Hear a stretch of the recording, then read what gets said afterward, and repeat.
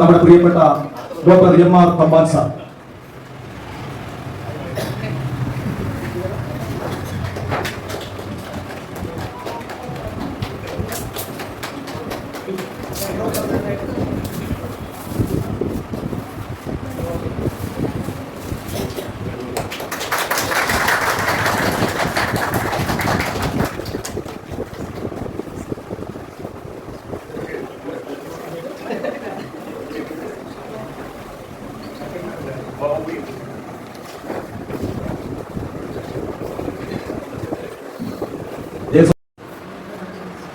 ഇവിടെ അധ്യക്ഷനായിട്ടുള്ള doctor Panachamoodu Shah Jahan, അതുവലിയ Mary, കഥാകൃത്ത് ഷംസ് അഖിൽ, അവരുടെ കുടുംബാംഗങ്ങൾ, ഇതിന് അവതാരിക എഴുതി കൊടുത്ത സുഹൃത്തെ കാര്യവർത്തം ശ്രീമൻ നായർ, വേദിയിൽ തന്നെ ഉപവിഷ്ടരായിട്ടുള്ള എഴുത്തുകാരിയുടെ വീട്ടുകാരും കൂട്ടുകാരുമായിട്ടുള്ള നിരവധി സുഹൃത്തുക്കൾ, ഇവിടെ എനിക്ക് മുമ്പ് നമ്മുടെ വൈകിയുണ്ടാവണം കുറച്ച് പാട്ടുകൾ ചെയ്യണം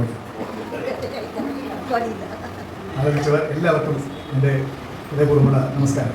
ആദ്യം ഈ പരിപാടിയിൽ താമസിച്ചെത്തുന്ന ഒരാളാണ് ഞാനെന്ന് എനിക്ക് വിചാരമില്ല. ഞാൻ ഒരുമാതിരി കൃത്യമായിട്ടൊക്കെ എത്തുന്നതാണ്. പക്ഷെ ഇന്ന് ഒരു പരിപാടിക്ക് കൃത്യമായി പോയതുകൊണ്ടാണ് ഈ പരിപാടിക്ക് കൃത്യമില്ലാതെ വരുന്നത്. 4 മണിക്ക് ട്രാൻസ്ഫർ ക്ലബിൽ പിന്നെ എൻ രാമചന്ദ്രൻ ഫൗണ്ടേഷൻ്റെ 8ാമത് അവാർഡ് ശശി തരൂർ ഷബാന ആസ്മിക്ക് കൊടുക്കുന്ന വളരെ വർണ്ണപ്പോയിട്ടുള്ള പരിപാടി. അപ്പോൾ ഈ വർണ്ണപ്പോയിട്ട് കൊണ്ടിരുന്ന് പോയതാണോ ഈ വയസ്സുകാലത്ത് നിങ്ങൾ തെറ്റിദ്ധരിക്കണം? 2 താരങ്ങളെ കണ്ട് കണ്ണഞ്ചി പോയതാണോ? തരൂരാണ് ഏറ്റവും വലിയ താരം. ഞാനവിടെ പ്രസംഗിച്ചപ്പോൾ പറഞ്ഞു, എന്തുകൊണ്ടാണ് ഷബാന ആസ്മിയുടെ മുമ്പിൽ പോലും തരൂർ താരമായി തിളങ്ങുന്നത് എന്തുകൊണ്ട് അദ്ദേഹത്തിൻ്റെ പ്രഭാഷണം കേട്ടപ്പോൾ എനിക്ക് മനസ്സിലായി എന്ന് ഞാനൊരു അടി അടിച്ചു. അത് ശരിയുമാണ്. കാരണം സന്ദർഭത്തിനനുസരിച്ച് സംസാരിക്കാനുള്ള തരൂരിൻ്റെ കഴിവ്, പ്രസൻസ് ഓഫ് മൈൻഡ് എല്ലാം അത് അദ്ദേഹത്തെ ഒരു ഇന്ത്യൻ പേഴ്സണാലിറ്റി ആകുന്ന കാര്യത്തിൽ സ്ത്രീ പുരുഷ ഭേദമില്ലാതെ നമുക്ക് പറയാൻ സാധിക്കും. അതുപോകട്ടെ. അപ്പോൾ ആ പരിപാടി വൈകി, തരൂർ വന്നപ്പോൾ വൈകി. ഷബാനാസ് കുറച്ചുകൂടെ നേരത്തെ വന്നു. അപ്പോൾ അവാർഡ് കൊടുത്ത് എൻ്റെ പ്രഭാഷണം, എൻ രാമചന്ദ്രൻ അനുസ്മരണ പ്രഭാഷണമാണ് എൻ്റെ ജോലി. എന്താ ആശംസയായിരുന്നു ഞാൻ ഇറങ്ങിപ്പോന്നതിന്. അപ്പോൾ ഇന്നത്തെ സ്മരീയ പുരുഷനായിട്ടുള്ള രാമചന്ദ്രനെ കുറിച്ചുള്ള ഒരു മെമ്മോറിയൽ ടോക്ക് അത് നടത്തേണ്ടതാണ് എന്നുള്ളത് കൊണ്ടാണ് അവിടെ ഇരുന്നത്. അത് പ്രസംഗിച്ചു കഴിഞ്ഞ് അപ്പം തന്നെ ഞാൻ ഇറങ്ങി ഇനി പോരുകയും ചെയ്തു. നേരത്തെ പറയുന്നത് അത് എൻ്റെ നിയന്ത്രണത്തിലില്ലാത്ത കാരണങ്ങൾ കൊണ്ട് വൈകിപ്പോയതാണ്. അവിടെ നിന്നിവിടെ വന്നിട്ടുള്ള ആളുകളുണ്ട്. അവിടെ തുടങ്ങിയപ്പോൾ വളരെ വൈകി, 1 മണിക്കൂറോളം വൈകുമെന്ന് എനിക്കറിയാമായിരുന്നു. പക്ഷേ ഇവിടെ ഒരു 5:30 എത്താൻ സാധിക്കും എന്ന് ഞാൻ വിചാരിച്ചു. പക്ഷേ അവിടെ തുടങ്ങിയപ്പോൾ തന്നെ മണി 5:15.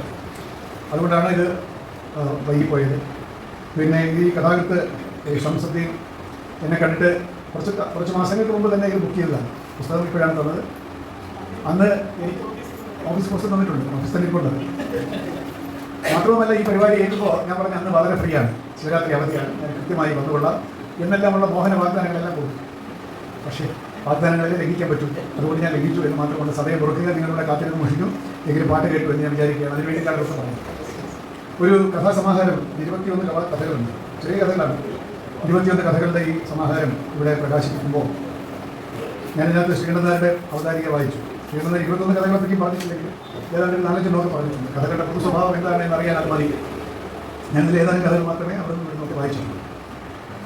കഥകളെ പറ്റി, കഥകളുടെ ആത്മാവിലേക്കൊന്ന് കടക്കുന്നതിന് മുമ്പ് എനിക്ക് പറയാനുള്ള ഒരു കാര്യം, തൻ്റെ ജീവിതയാത്രയിൽ ഈ തിരുവനന്തപുരത്ത് മാത്രമുള്ള യാത്രയല്ല, ഒരുപാട് ദൂരങ്ങളിലൊക്കെ സഞ്ചരിച്ചും ജീവിച്ചും ഒരുപാട് വ്യക്തികളെ കണ്ടും വ്യത്യസ്തമായ സാഹചര്യങ്ങളിൽ ജീവിച്ചും വ്യത്യസ്തരായിട്ടുള്ള ആളുകളെ കണ്ടുമൊക്കെ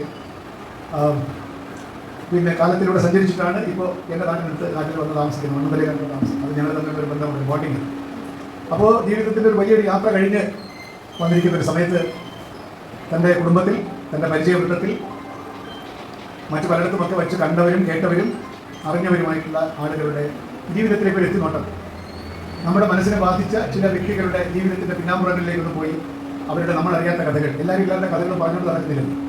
അപ്പോൾ എന്നെ കണ്ടാൽ എനിക്കെന്തെങ്കിലും സങ്കടമുണ്ടായിരുന്നു, പ്രത്യേകിച്ച് സങ്കടമില്ല കേട്ടോ, ബാക്കി വെച്ചാൽ. എന്നാലും ആളുകൾ ഇങ്ങനെ നടക്കുന്ന, വളരെ സന്തോഷമായിട്ട് നടക്കുന്നവർക്ക് സങ്കടം ഉണ്ടാവും ഇല്ലേ? അല്ലെങ്കിൽ അവരുടെ ജീവിതത്തിൽ പ്രശ്നങ്ങളുണ്ടാകും. നമ്മൾ അണിഞ്ഞൊരുങ്ങി നടക്കുന്നു, അല്ലെങ്കിൽ നല്ല വസ്ത്രധാരണം നടത്തുന്നു എന്നുള്ളത് കൊണ്ട് അവരുടെ ജീവിതത്തിൻ്റെ യാഥാർത്ഥ്യങ്ങളിലേക്ക് എത്തി നോക്കാൻ ഒരു വ്യക്തിയും ആരെയും അനുവദിച്ചു. നമ്മുടെ റോഡിൽ കൂടെ നടന്നു പോകുന്നു, അല്ലെങ്കിൽ എടുത്ത് വെച്ച് കാണുന്നു, എങ്ങനെ ഹോവാറിക്കുന്ന ഫൈൻ എന്ന് പറഞ്ഞ് പോകുന്നതിന് അപ്പുറത്തേക്ക് നമ്മുടെ സ്വകാര്യതയിലേക്ക് കടന്നു കയറാൻ നമ്മൾ ആരെയും അനുവദിച്ചു. എന്നാൽ അനുവദിച്ചിട്ടുണ്ട്. അതാണ് ഒരു എഴുത്തുകാരൻ്റെ അല്ലെങ്കിൽ എഴുത്തുകാരിയുടെ പ്രത്യേക ലൈസൻസ് എന്ന് പറയുന്നത്. മറ്റൊരു വ്യക്തിയുടെ ജീവിതത്തിൻ്റെ സ്വകാര്യതയിലേക്ക്, അനുഭവങ്ങളുടെ ഏകാന്തതയിലേക്ക്, അനുഭവങ്ങളുടെ അപൂർവതയിലേക്ക്, അനന്യതയിലേക്ക് കടന്നു ചെന്ന് അവർ പുറത്ത് പറയാത്ത, അല്ലെങ്കിൽ പറയാൻ ആഗ്രഹിക്കാത്ത, പറയേണ്ട കാര്യമില്ലാത്ത ജീവിതത്തിന്റെ സന്ദർഭങ്ങളിലൂടെ നമ്മളെ കൊണ്ടുപോകാൻ ഉള്ള ഒരു അവകാശമാണ് ഒരു എഴുത്തുകാരൻ്റെ അല്ലെങ്കിൽ എഴുത്തുകാരിയുടെ അവകാശവും ധാർഷ്ട്യവും. അങ്ങനെ നിന്റെ വികാരം നിന്നേക്കാൾ കൂടുതലായി എനിക്കറിയാം എന്ന് പറയുമ്പോഴാണ് ഒരു എഴുത്തുകാരന് മനുഷ്യകഥാനുകാരികൾ എന്നൊക്കെ ആശം പറഞ്ഞില്ലേ, മനുഷ്യ കഥാനുകാരികളെന്ന് പറഞ്ഞത്. ഒരാൾ എഴുത്തുകാരനാകും. ഇതിനകത്ത് തന്നെ ഇപ്പോൾ ജോൺ കെന്നഡിയെ കൊന്നതിനെ പറ്റി വെടിവെച്ച് കൊന്ന ഡാലസിൽ പോയതിനെ പറ്റി ഞാനോടെ പോയി മുകളിലത്തെ മ്യൂസിയത്തിൽ പോയി ഒന്ന് താഴെ റോഡിൽ ഇദ്ദേഹത്തിൻ്റെ കാറ് പോകുന്ന സ്ഥലത്തേക്ക് ഒരു സ്ക്വയർ ഉണ്ട്. നമ്മളാണെങ്കിൽ ഇവിടെ വലിയ റോഡൊക്കെ അടച്ചിട്ട് വലിയ മ്യൂസിയം പഠിക്കുന്നില്ലേ. ഇത് മ്യൂസിയം ഉണ്ട്, കൊണ്ട് വെടിവെച്ച സ്ഥലത്ത് ഒരു മ്യൂസിയം ഉണ്ട്. പക്ഷേ ഇദ്ദേഹത്തിന് വെടിയേറ്റ സ്ഥലത്ത് റോഡിൽ കൂടെ ആളുകൾ പോകുന്നുണ്ട്. അവിടെ ഒരു ചോപ്പ് സ്ക്വയറോ മറ്റേ എഴുതിയിട്ടുണ്ട്, here is wear John Kennedy was shot. അത്രേ ഉള്ളൂ. ആളുകൾക്ക് പോകാം, നമുക്ക് വേണമെങ്കിൽ പോയി നോക്കാം കാറില്ലാത്ത സമയത്ത്. അമേരിക്കക്കാരുടെ പ്രായോഗിക ബോധം എനിക്ക് വളരെ ഇഷ്ടപ്പെട്ടു. നമ്മളാണെങ്കിൽ ആ റോഡെല്ലാം അടച്ചുപൂട്ടി അവിടെ വലിയ നോ എൻട്രി ബോർഡൊക്കെ വെച്ചിട്ട് ആ പ്രശ്നമാക്കി. ഇത് നമുക്ക് ആലോചിക്കാം, ഇവിടെ നിന്നായിരിക്കും വെടിവെച്ചത്, അങ്ങനെ ഓപ്പൺ കാറിൽ പോകുമായിരുന്നു. അപ്പോൾ ആ സംഭവം പോലും ഒരു തൻ്റെ വിചാരങ്ങളെയും വികാരങ്ങളെയും പ്രതിഫലിപ്പിക്കാൻ ഒരു കഥയാക്കി മാറ്റാൻ അടിസ്ഥാനപരമായി ജീവിത അനുഭവങ്ങളോട് ഒരു പ്രത്യേകതരം ബന്ധം സ്ഥാപിക്കാൻ കഴിയുമ്പോഴാണ് ഒരു സാധാരണ വ്യക്തിയിൽ ഒരു എഴുത്തുകാരനും അല്ലെങ്കിൽ എഴുത്തുകാരിയുടെ മറ്റൊരർത്ഥത്തിൽ ജീവിതത്തെ നമ്മുടെ ജീവിതത്തെ സ്നേഹിക്കുന്നതിനേക്കാൾ കൂടുതൽ ഒരു റൈറ്റർ മറ്റ് ആളുകളുടെ ജീവിതത്തെയും അവനവൻ്റെ ജീവിതത്തെയും ധാരമായി സ്നേഹിക്കും. ആ ജീവിത സ്നേഹമാണ് സാഹിത്യത്തിൻ്റെ പരമമായ ധർമ്മം. ഇതിലെ അമ്മമ്മയുടെ കഥയൊക്കെ ഉണ്ട്. പിന്നെ അമ്മമ്മയുടെ വല്യമ്മയുടെ മധുരവും വല്യമ്മയുടെ കുറുക്കൻ എന്നൊക്കെ പറഞ്ഞ് ഈ കാലത്ത് കടന്നുപോയ വല്യമ്മയാണ്. പക്ഷേ വല്യമ്മയുടെ ജീവിതത്തിലേക്ക് എത്തി നോക്കുക നമ്മൾ സാധാരണഗതിയിൽ അതെ. അപ്പോൾ നമ്മൾ സാധാരണഗതിയിൽ അവഗണിച്ചു പോകുന്ന കൊച്ചു കൊച്ചു സന്ദർഭങ്ങളെ അവയുടെ വൈകാരിക യാഥാർത്ഥ്യങ്ങളിലേക്ക് നമ്മളെ കൊണ്ടുപോയി ഇവിടെ ഒരു കഥയുണ്ട് എന്ന് പറയുന്ന ഒരു മെടുക്ക്, ഒരു വൈഭവം ഈ എഴുത്തുകാരി സ്വായത്തമാക്കിയിരിക്കുന്നത് കൊണ്ടാണ് 21 കഥകൾ എഴുതാൻ അവർ മുതിർന്നത് എന്നാണ്. ആ ഒരു വൈഭവം ജീവിതത്തെ വ്യത്യസ്തമായി കാണാനുള്ള വൈഭവം അത് തന്നെയാണ് എല്ലാ എഴുത്തുകാരുടെയും കൈമുതൽ എന്ന് പറയുന്നത്. ഇപ്പോൾ നമ്മളെ വിട്ടുപോയ എം ടി വാസുദേവനാരാണ് നമ്മുടെ കാലഘട്ടത്തിലെ ഏറ്റവും വലിയ എഴുത്തുകാരൻ. എന്താണ് അദ്ദേഹത്തിൻ്റെ പിന്നെ ഈ എഴുത്തിൻ്റെ പ്രത്യേകത? അദ്ദേഹം അറിഞ്ഞുകൂടാത്ത ഒന്നും എഴുതിയില്ല. അദ്ദേഹം അനുഭവിച്ചതും അറിഞ്ഞതും കേട്ടതും മാത്രമേ എഴുതിയിട്ടുള്ളൂ എന്നുള്ളതാണ് എനിക്ക് സാങ്കല്പികമായി. സങ്കല്പം ഞാൻ അറിയാവുന്ന ഒരു ചട്ടകത്ത് നിന്നുകൊണ്ട് സങ്കല്പിക്കുന്നു എന്നുള്ളതല്ലാതെ താൻ പരിചയിച്ച കഥാപാത്രങ്ങൾ, താൻ കണ്ടുമുട്ടിയ ആളുകൾ, തൻ്റെ ജീവിതത്തിൽ സംഭവിച്ചത്, മറ്റൊരാളുടെ ജീവിതത്തിൽ സംഭവിച്ചത്, അദ്ദേഹത്തിന് പരിചിതമായ കഥാപാത്രങ്ങളും ജീവിതം. അതാണ് ഒരു എഴുത്തുകാരൻ്റെ ഇൻറ്റഗ്രിറ്റി എന്ന് പറയുന്നത്. നമുക്കല്ലാതെ എഴുതാൻ കേട്ടോ. ഇപ്പോൾ നമ്മൾ എവറസ്റ്റ് കയറിക്കൊന്നുമില്ല. ഒരു എവറസ്റ്റ് കയറുന്ന ഒരാളുടെ കഥ വേണമെങ്കിൽ നമുക്ക് സങ്കല്പിച്ചില്ല. ഭയങ്കര തണുപ്പായിരുന്നെങ്കിൽ വളരെ കുറവായിരിക്കും. നമ്മൾ പോകാതെ എഴുതിയാൽ പരമപോറായിരിക്കും. പക്ഷേ എം ജിയുടെ മെടുക്ക് എന്താണ്? തൻ്റെ വീട്ടിലെ തൻ്റെ അകന്ന ബന്ധുവിൻ്റെ കഥ, തൻ്റെ വീട്ടുകാർ, പിന്നെ കുടുംബത്തിൽ എല്ലാവരും പരിഹസിച്ചു കൊണ്ടിരുന്ന പൊട്ടൻ വേലായുധൻ്റെ കഥ. നമ്മുടെ വീടുകളിലൊക്കെ പൊട്ടന്മാരുണ്ടാവില്ലേ? നമ്മൾ വെളി പറയില്ല ഇങ്ങനെ വീട്ടിൽ പൊട്ടൻ ഉണ്ടായിരുന്നു. നമ്മുടെ വീട്ടിൽ പൊട്ടൻ വേലായുധനുണ്ടായിരിക്കും, അല്ലെങ്കിൽ ഒരു ഭ്രാന്തൻ വേലായുധനുണ്ടെങ്കിൽ ഒരു ഡിസ്റ്റന്റ് റിലേറ്റീവ് ആണെന്ന് ഏറി വന്നാൽ പറയുമെന്നല്ലാതെ അയാളുടെ ജീവിതത്തിലേക്ക് കടന്നു ചെന്ന് ആ വേലായുധൻ അനുഭവിച്ച സകല ദുഃഖങ്ങളെയും നമുക്ക് അനശ്വരമാക്കി പകർത്തി തരണമെങ്കിൽ ഒരു ഭ്രാന്തനെന്ന ആളുകൾ മുദ്ര കുത്തിയ ഒരാൾ എൻ്റെ ബന്ധുവായിരിക്കാം.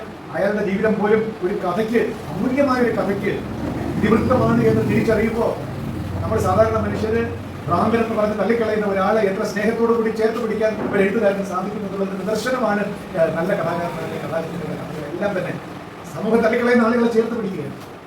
കുടുംബത്തിൽ മറന്നുപോയ അമ്മമാരെയൊക്കെ ഓർത്തു പോവുകയാണല്ലോ. ഈ പറഞ്ഞ പൂച്ച പട്ടിയൊക്കെ നമുക്ക് മറന്നുപോയിട്ടുള്ള ആളുകൾ. പക്ഷേ ഒരു എഴുത്തുകാർക്ക് ഒരിക്കലും മറക്കാൻ സാധിക്കും. ഞാൻ എന്തിൻ്റെ കാര്യം പറഞ്ഞ് കുട്ടികളെത്തി എന്ന് പറയും. നമ്മുടെ വീടുകളിലൊക്കെ അത്ര സുന്ദരികളല്ലാത്ത ബന്ധുക്കളുണ്ടാകും. പ്രത്യേകിച്ച് ഇവിടെ ഭൂമിയൊക്കെ മഴയൊക്കെ ഉള്ള. പിന്നെ ഞാനും എടുക്കുകയാണെങ്കിൽ വളരെ വെളുത്തിട്ടാണ് കുട്ടിയാണ്. അതെ ഇവയാണ്. പിന്നീട് അതിൻ്റെ ഒരു അസാധ്യമായിട്ടുള്ള വാക്യം ഞാൻ പലപ്പോഴും പരിഭാഷകർക്ക് റെഡിൽ പോലെ പറഞ്ഞു കൊടുക്കുന്നു. നിങ്ങൾ ധൈര്യമുണ്ടെങ്കിൽ ഒന്ന് ഇംഗ്ലീഷിലാക്കി എന്ന് ഞാൻ പറയുന്നൊരു വാക്ക്. ഞാനും എടുത്ത് വെളുത്തിട്ടാണ്, കുട്ടിയെടുത്ത് കറുത്തിട്ടുണ്ട്, തൊട്ട് കണ്ണെഴുതാം. ഇംഗ്ലീഷ് പണ്ഡിതന്മാരും പരിഭാഷ പഠിപ്പിക്കും. കുട്ടിയെടുത്ത് കറുത്തിട്ടാണ്, തൊട്ട് കണ്ണെഴുതാം. അത് നാളെ പ്രയോഗമാണ്. അത്ര കറുത്താണ്, തൊട്ട് കണ്ണെഴുതാൻ പറയും. അങ്ങനെയൊന്നും പറഞ്ഞുകൊണ്ട് കാര്യമില്ല. തൊട്ട് കണ്ണെഴുതാം. അത് ഇംഗ്ലീഷിൽ ഗീതാ കൃഷ്ണൻകുട്ടി പരിഭാഷ പഠിപ്പിക്കുന്നത് എന്താണ്? The skin was so dark that you can touch and line your eyes. തകർന്നു പോയി വായിച്ചു. അത് ഒരുപക്ഷെ സാധ്യമല്ലായിരിക്കും. ഇംഗ്ലീഷ് ഭാഷയ്ക്ക് ഉൾക്കൊള്ളാൻ സാധ്യമല്ല. ഇംഗ്ലീഷ് ഭാഷയിൽ പെണ്ണുങ്ങളോടെ കണ്ടെഴുതും. ഇംഗ്ലീഷ്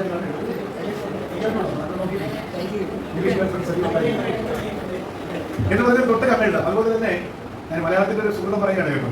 വേറൊരു നമ്മുടെ ഭാഷയുടെ ഇത് പറയുകയാണ്. പിന്നെ സി രാധാകൃഷ്ണൻ ഒരു നോവൽ പറയുകയാണ്. ഒരാൾ ഒരു കഥാപാത്രം കിടക്കുകയാണ്, ജീവനുണ്ട്, ജീവിതമില്ല. സ്ട്രോക്കാണ്, കണ്ണൊക്കെ അറിയുന്നുണ്ട്, പക്ഷേ ജീവനുണ്ട്, ജീവിതമില്ല. നിങ്ങളത് ഇംഗ്ലീഷിലാക്കി നോക്കി ആക്കാൻ പറ്റും. Life but not life. പോയില്ലേ അതിൻ്റെ അവർ ശില്പചാതുരി പോയില്ലേ. ജീവനുണ്ട്, ജീവിതമില്ല. അയ്യോ അതൊക്കെ പോയി ഒന്നും ചെയ്യാറില്ല. ഞങ്ങളുടെ മലയാളമൊന്നും അല്ല. അതാണ് ഓരോ ഭാഷ. അതുപോലെ തന്നെ ഇംഗ്ലീഷിലുണ്ട് കേട്ടോ. കാരണം എക്സെപ്ഷണൽ പ്രയോഗങ്ങളുണ്ട് ഇംഗ്ലീഷിൽ. നമുക്ക് മലയാളത്തിൽ അങ്ങനെ ആക്കാൻ സാധ്യമല്ല. അതുപോലെ ഓരോ ഭാഷയ്ക്കും അതിൻ്റെതായിട്ടുള്ള പിന്നെ ചാരുതയുണ്ട് എന്ന് പറയുന്നത് പോലെ എഴുത്തുകാർ ജീവിതത്തിൻ്റെ എന്താണ് സൗന്ദര്യത്തെയും വൈരൂപ്യത്തെയും സാധാരണക്കാരൻ്റെ കണ്ണിലൂടെ അല്ല കാണുന്നത്, നേരെ മറിച്ച് അലിവുള്ള ഒരു കണ്ണിലൂടെ സാധാരണക്കാരൻ്റെ സൗന്ദര്യ വൈരൂപ്യ നിർവചനങ്ങൾക്ക് അതീതമായി എല്ലാ ജീവിതങ്ങളെയും ചേർത്ത് പിടിക്കാനുള്ള കഴിവാണ് എഴുത്തുകാരന് വേണ്ടത്. അത് ഷംസ് സഫീനെ സംബന്ധിച്ചിടത്തോളം ധാരാളമായി ഉണ്ട്. അതുകൊണ്ട് ഈ ചെറിയ കഥകൾ എഴുതിയ പോരാ എന്നാണ് എനിക്ക് പതറാത്ത കാര്യങ്ങളുമായി ഈ സാഹിത്യ ലോകത്തിൽ സഞ്ചരിച്ച് വലിയ വലിയ കഥകൾ, ഒരുപാട് ജീവിതങ്ങളുടെ കഥകൾ, സങ്കീർണമായിട്ടുള്ള കഥകൾ എഴുതണം.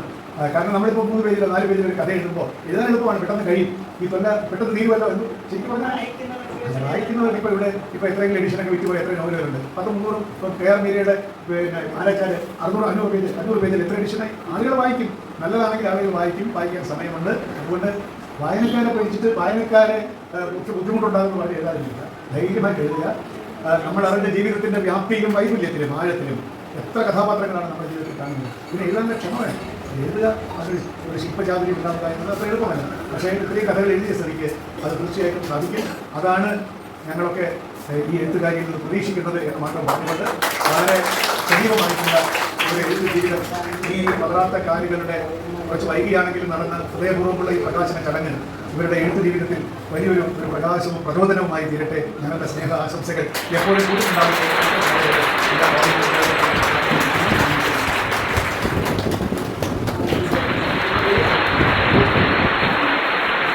സാറിന്റെ നല്ല വാക്കുകൾക്ക് ഹൃദയം പറഞ്ഞ നന്ദിയും സ്നേഹവും അറിയിക്കുകയാണ്.